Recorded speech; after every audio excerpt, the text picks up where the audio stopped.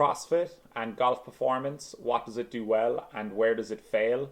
This is a question that came in from Jordan, and to answer this question effectively, we need to do a quick refresher of the physical demands of golf.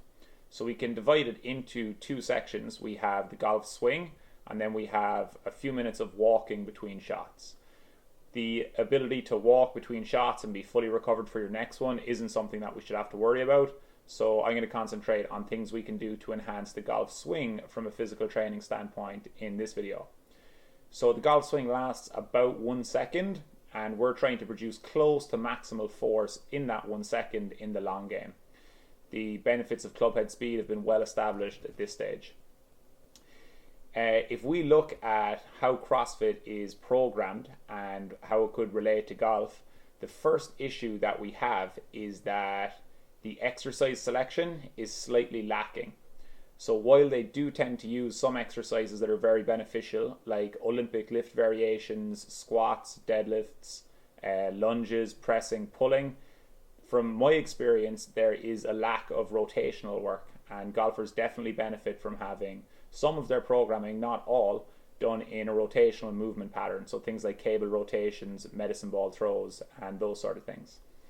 The second thing is that even though they have some exercises that are very beneficial, the exercise is only half the battle.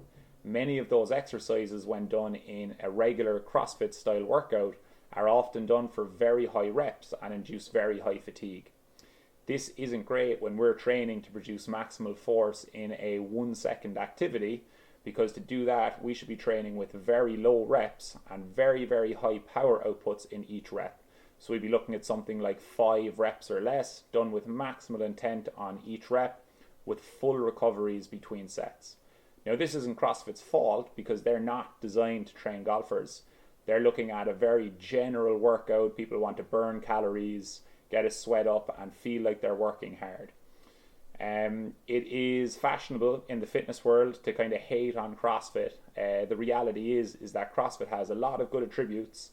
The key is in who is designing your CrossFit workouts and who is coaching them, and can that person scale the workouts to the level you're at.